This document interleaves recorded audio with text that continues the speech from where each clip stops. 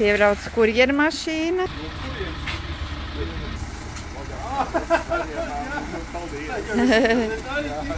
Jā.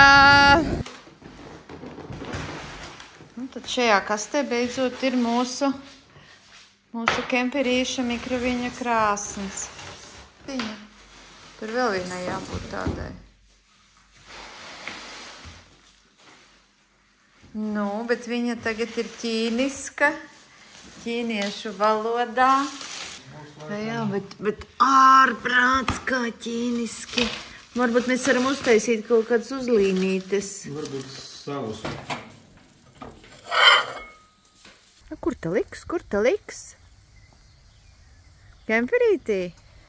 Izrādās, ka 15 litrīgās mikroviļņu krāsnes pasaulē nekur vairāk neražo. Nācās atrast lietotu Ķīnā AliExpressī.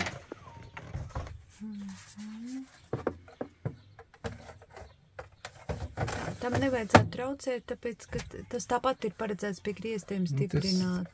Galvenais šajā pusē ir jābūt brīvam. Aha, nu re, ļoti labi. Tu vēl bišķi uz augšu. No augšu, nevarēs.